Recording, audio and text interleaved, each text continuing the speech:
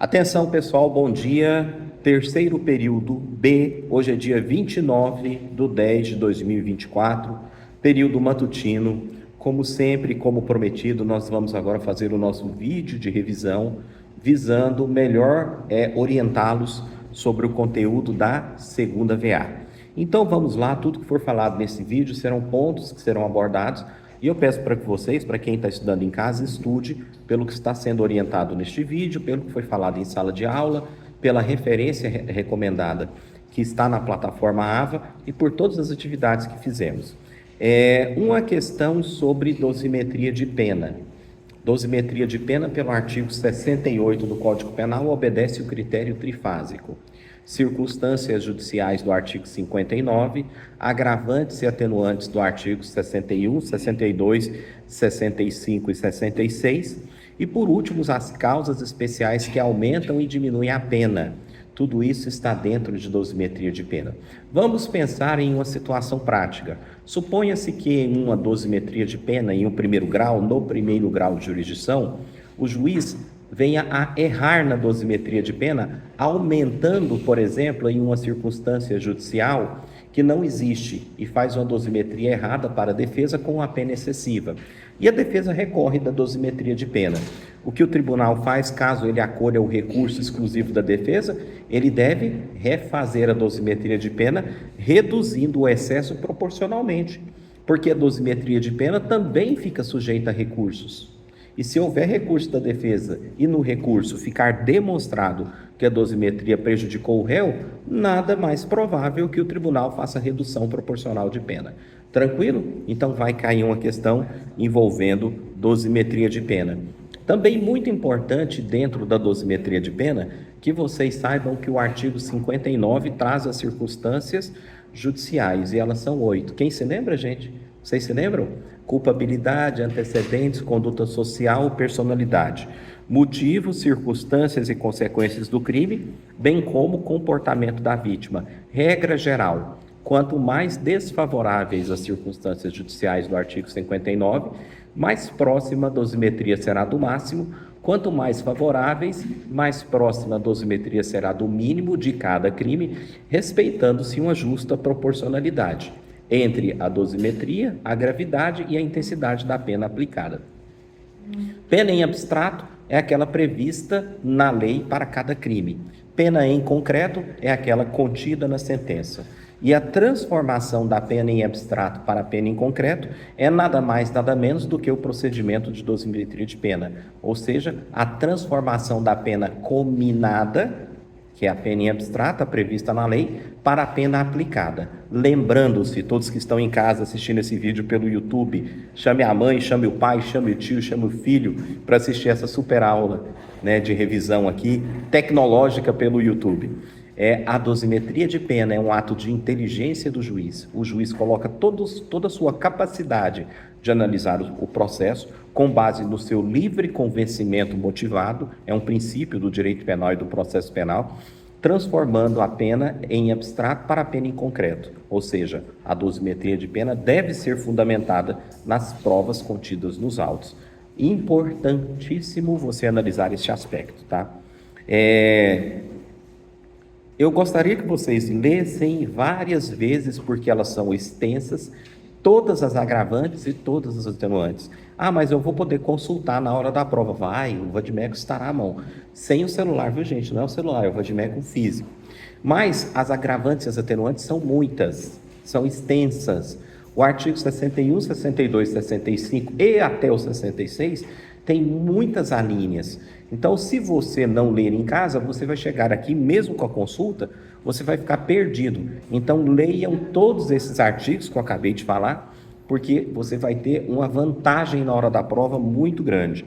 Gente, pena base do artigo 59, que é a primeira fase de dosimetria de pena, vai cair mais de uma questão. Então, vocês se lembrem, pena base, primeira fase. Pena intermediária, segunda fase, que são as agravantes e as atenuantes. E pena final, caso haja terceira fase, as causas especiais, sejam elas de aumento ou sejam elas de diminuição de pena. Como as causas de aumento e diminuição de pena se manifestam no Código Penal? Sempre se manifestam em forma de fração. Então, havendo fração, será uma causa de aumento e diminuição de pena. Por exemplo, a tentativa, que está lá no artigo 14, parágrafo único do Código Penal, pune-se a tentativa, e quem está em casa vai dar uma lida nos artigos, inclusive nesses mais antigos, que vocês viram no semestre passado. Pune-se a tentativa com a mesma pena do crime consumado, reduzida de 1 a 2/3. Se está em forma de fração, você já identifica, opa, é uma causa especial de redução de pena, que deve ser aplicada na terceira fase da dosimetria. Concurso formal, aumenta a pena de 1/6 até metade, é uma causa especial de aumento de pena, tudo que for fração, certo? Então, estudem isso. Concurso de crimes, artigo 69, artigo 70 e artigo 71. Concurso material, concurso formal e crime continuado. Estudem exaustivamente essas 3 formas de concurso. Concurso material, regra do cúmulo material.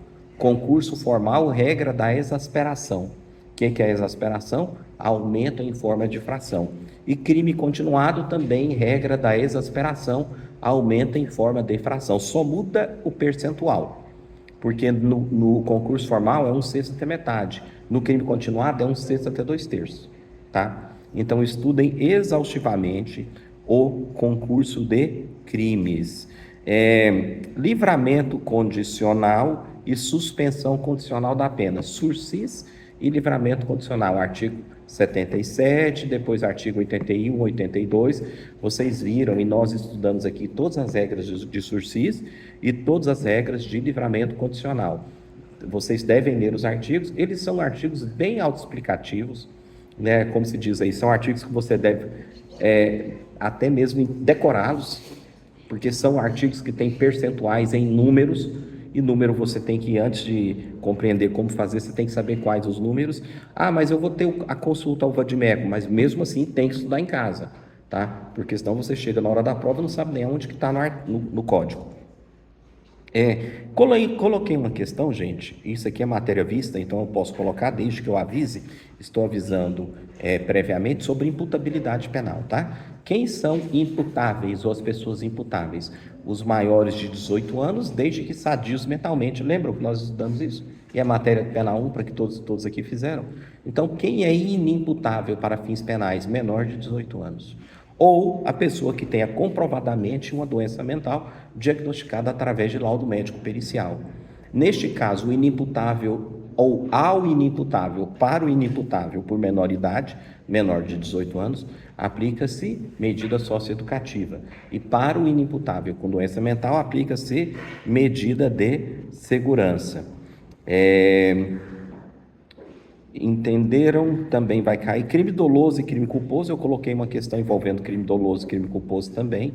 É uma questão óbvia: dolo é consciência e vontade, culpa é imprudência, imperícia ou negligência, né? Também uma questão que eu coloquei só para dar uma reforçada nos estudos de vocês sobre tentativa e crime consumado, tá? Ação penal. Ação penal é matéria nossa, artigo 100 do Código Penal. Qual é a regra geral sobre a ação penal, gente? A ação penal será pública, salvo quando a lei a declara privativa do ofendido. A ação penal pública é exercida através de denúncia. E o que deve conter a denúncia está no artigo 41 do Código de Processo Penal. Em síntese, a denúncia, que é a peça processual que dá início à ação penal pública, deve conter, em síntese, a exposição do fato criminoso com todas as suas circunstâncias, as formalidades, o rol de testemunhas deve ser assinado por um promotor de justiça, que é o membro do Ministério Público, que é a instituição titular da ação penal pública, e, excepcionalmente, a ação penal será privada. Quando é privada? Quando exercida pelo ofendido ou seu representante legal, através de queixa-crime. Denúncia, né? É um instrumento que inicia a ação penal pública incondicionada ou condicionada, né? Desde que haja representação do ofendido. Quem é o titular da denúncia? Você fala promotor de justiça. Não, promotor de justiça é o representante do Ministério Público. A titularidade do exercício do poder-dever de denúncia é o Ministério Público. Ah, mas é um direito exercer o poder-dever de denúncia. Não, é um poder-dever. Direito é o que você tem, por exemplo, de processar alguém caso te pratique contra você um dano material ou moral. certo? O Ministério Público, desde que ele tenha elementos da prática do crime e todas as suas circunstâncias, diz a doutrina que ele tem o poder dever de denunciar, desde que haja provas, certo? Então, denúncia é artigo 100 ao artigo 106 do Código de Processo, do Código Penal, viu, gente? Que sobre a ação penal, artigo 100 ao artigo 106. Tudo sobre os 100.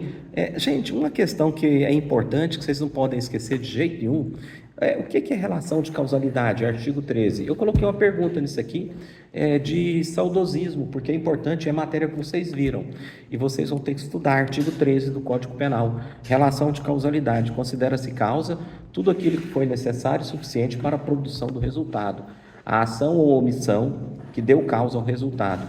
Qual a teoria que se aplica para a relação de causalidade? Conditio sine qua non, ou seja, a ação ou a omissão sem a qual o resultado não teriam acontecido. Pessoal, vocês viram que eu falei em sala no dia que a lei foi promulgada? Hoje é terça, né? Não sei se foi no dia ou se foi uma semana depois, que foi inserido no Código Penal o artigo 121A, que trouxe uma pena muito mais severa do que a anterior, comparando-se com a antiga, para o feminicídio. Todos vocês viram isso, né? Hoje, o feminicídio tem uma pena que varia de 20 a 40 anos. Eu até li a lei com vocês aqui em sala. 20 a 40 anos, comparando-se com a lei antiga, que era 12 a 30, é lei mais grave ou lei mais suave? Lei mais benéfica? Lex gravior, tá? É lei mais grave, lei mais severa.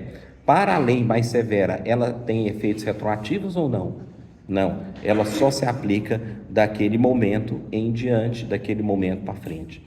E uma questão óbvia, fácil, que essa aqui eu dei para que todos acertem mesmo: diferença entre crimes dolosos e crimes culposos. Este é o conteúdo das 18 questões dissertativas. Eu sei que vocês anotaram em sala, mas está mais do que documentado aqui no vídeo também. Eu sei que todos vão assistir esse vídeo com atenção em casa para orientar os estudos. E 2 questões dissertativas. Uma das dissertativas envolve sursis, e a outra dissertativa envolve elementos da denúncia ou queixa do artigo 41 do Código de Processo Penal, que também já foi falado em sala. Nisso, eu consigo fazer aqui com vocês agora a revisão no vídeo para a prova, que estará daqui a pouco com o link no grupo de vocês. Sigam exatamente esses artigos que eu falei aqui, sem tirar nem pôr, que você sai bem e fecha essa prova, né, que está tranquila, está dentro do conteúdo ministrado. Antes de terminar o vídeo, alguém quer fazer alguma consideração dos que estão em sala? Alguma pergunta, algum questionamento? Beleza?